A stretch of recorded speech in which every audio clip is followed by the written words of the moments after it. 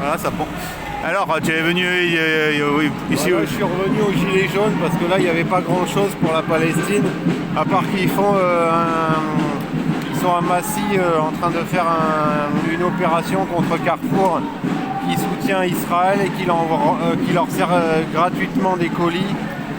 Donc, et puis après, il y a les agriculteurs là qui font des blocages. Donc, autour de Paris, hein, je ne sais pas précisément où. Donc voilà. Donc là, je suis venu pour soutenir les Gilets jaunes. Bon, on n'est pas beaucoup, mais tant pis, on fait avec ce qu'on a. Ouais. Et hormis Carrefour, il y a quel autre groupe qu'il faudrait éviter, disons Alors en dehors de Carrefour, en fait il y en a beaucoup puisque c'est tous des capitalistes. Donc il y a McDonald's soutient Israël, Optical Center soutient Israël. Donc après qu'est-ce que je peux citer? Total, qui sont devenus maintenant Total Energy, ils ont fait des coups d'état en Birmanie, ils ont fait des belles saloperies. Donc après bon je sais pas tout hein, donc, mais bon honnêtement s'il faut tout boycotter, après je suis pas contre le boycott, mais s'il faut tout boycotter après on vit plus quoi, donc bon on a quand même qu'une vie, donc pour moi je préfère prendre le mal à la racine, changer tout simplement de système quoi. Par exemple là on a un gilet jaune, il lui manque la moitié de ses dents. Et si on avait une vraie sécurité sociale renforcée comme à Cuba, il n'aurait pas à payer ses prothèses dentaires, il serait pris en charge tout de suite. Donc voilà, moi ce que je voudrais c'est changer tout simplement de système. Donc je suis pas contre. Bon, ils peuvent gagner de l'argent, c'est pas interdit, mais il faut pas que ça repose sur nos trains de vie, parce que bon, pour acheter et consommer, on est accueillis à bras ouverts, mais quand c'est eux qui doivent nous payer, il n'y a plus personne. Donc moi, à mon travail, on me demande d'aller vite, mais déjà, j'arrive pas à aller vite, et en même temps, je veux pas, parce que ça apporte pas, on n'est pas cher payé, et de toute façon, ça apporte pas de meilleurs résultats, et je suis même pas sûr que ça apporte plus d'argent à ma boîte. Ce que je vois, c'est que si tu travailles vite et que si tu es plus efficace, tu travailles pour deux, quoi. Moi j'ai vu des mecs à mon travail, on s'est fait livrer des grosses jardinières en bois là, qui pèsent des tonnes même à vide. Quand on s'est fait aider par des mecs de la poste, ils se dépêchaient comme ça. Ils faisaient ça à la va-vite, c'est pas un rythme normal. Je veux dire, on se fatigue plus vite, et l'objectif c'est pas de se tuer au travail. Par exemple, vous prenez la tour Eiffel, elle est construite avec des métaux qui ont été volés en Afrique, et la moitié des ouvriers sont morts en construisant la tour. Ils tombaient de 150 mètres de haut, et on se demande après pourquoi les gens ils se révoltent. Et ça, ils n'en parlent pas. Donc depuis toujours on est gouverné par des capitalistes. Donc les assurances, les banques, tout ça c'est des capitalistes. Donc par exemple, pourquoi beaucoup d'automobilistes se prennent des malus? Parce qu'en fait quand ils ont trop d'accidents, l'assurance c'est eux qui payent, et du coup ça leur coûte de l'argent. Donc en France les assurances sont obligatoires, donc mais elles restent quand même chères, alors que par exemple aux États-Unis et dans un tas d'autres pays, les gens ils s'assurent pas parce que les assurances c'est trop cher. Et là-bas c'est pas obligatoire alors dans les autres pays c'est pas obligatoire, en France c'est obligatoire, mais en fait je suis pas contre les assurances, mais déjà ça devrait être facultatif. Parce que par exemple, même en étant assuré tout risque, si je meurs, l'assurance elle va payer elle va payer ma sépulture, mais elle va pas me ressusciter. Donc les dégâts corporels ils devraient être pris sans condition par la sécurité sociale, qu'on a encore en France, mais que Macron est en train de nous saboter. Et les dégâts matériels peuvent être pris en charge par l'assurance. Donc après, ceux qui n'ont pas les moyens de s'assurer ou qui n'ont pas beaucoup d'argent, ils peuvent faire leurs réparations eux-mêmes. Moi par exemple, mes pneus de voiture, je me les monte tout seul. Hein. Je fais l'équilibrage moi-même, je mets des billes à l'intérieur du caoutchouc et ça marche très bien. Donc, et après tu es obligé de passer par le contrôle technique.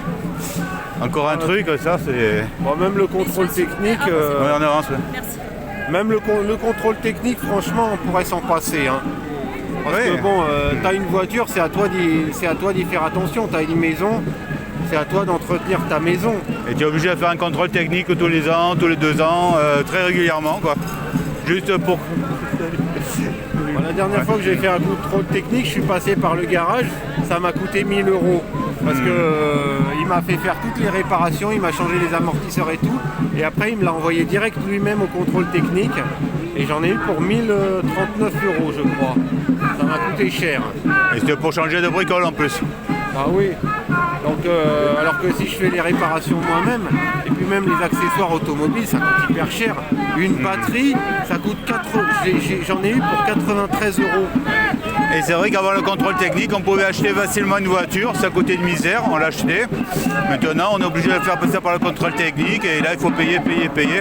Non, encore, le contrôle technique, franchement, on n'en a pas besoin. Les assurances, je veux bien, mais il faut que ce soit facultatif. Donc, et d'autre part, un point important, les gens qui ont beaucoup d'argent, comme les banques, les grandes entreprises, même Carrefour, ils sont devenus assureurs. Et ben quand on a beaucoup d'argent, une assurance, ça sert plus à rien.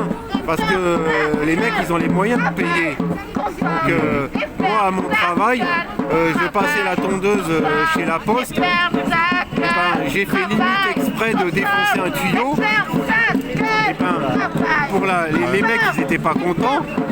Mais en fait, la Poste, ça lui coûte rien. Parce qu'un tuyau, ils ont les moyens de la payer. Ils n'ont même pas besoin d'assurance. Ils payent eux-mêmes. Et même les banques, ils sont devenus assureurs maintenant.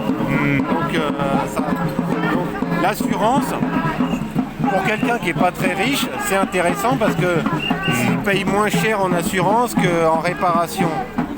Mais si l'assurance coûte plus cher que les réparations, ça sert à rien.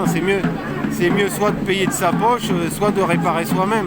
Et puis le bricolage, des fois c'est intéressant de savoir bricoler. Par exemple, mon père, c'est un mauvais cuisinier, mais c'est un très bon bricoleur. Et mon grand-père maternel, c'est le contraire. Il sait cuisiner, mais il ne sait pas bricoler. Moi, je fais les deux personnellement. Je suis ni le big boss du bricolage ni du jardinage, mais je fais certains trucs moi-même. Par exemple, j'ai un petit feu dans ma voiture, là, un feu de jour qui s'est pété, et ben j'ai moi-même changé l'ampoule. Alors ce qui était un peu chiant, c'est qu'il fallait que je soulève ma voiture pour accéder au truc, fallait que j'enlève fallait que je soulève un peu ma voiture, que j'enlève le feu de route sans déconnecter les fils. C'était assez délicat comme opération. J'y suis quand même arrivé. Donc, après j'ai changé l'autre feu par la même occasion, donc il n'y avait rien de compliqué. Et par contre, le feu arrière, je suis allé l'acheter chez Fiat, ça m'a coûté 233 €. Mais à l'époque, on pouvait aller dans les casses, je ne sais pas si ça existe encore les casses. Parce que mon père, il allait à la casse pour acheter... à l'époque, c'est vrai que les voitures, c'est plus aussi compliqué que maintenant, quoi. À l'époque, on avait une pièce, on allait à la casse. Le bricolage, la mécanique, il suffit de savoir comment ça marche. En ce moment, ils font des moteurs de plus en plus compliqués qu'on ne peut plus réparer soi-même. Mais en fait, il suffit de regarder. Par exemple, dans mon moteur, je sais où est le filtre à air, je sais où est la courroie, j'ai même 2 courroies. Et je sais, alors la batterie, c'est facile, c'est comme une pile. Plus avec plus, moins avec moins. Donc après, la boîte à air, faut la démonter. Faut démonter toute la boîte pour accéder au filtre. Et le filtre habitacle, ça c'est chiant parce qu'il faut démonter les trucs, faut avoir le bon tournevis et tout. Et après il faut essayer de le plier bien parce que pour qu'il puisse rentrer dans le truc. Donc ça c'est assez chiant. Et en plus j'ai perdu une vis au passage, donc elle est atterrie et s'est égarée sous le tapis de la voiture, sous la moquette. Donc bon.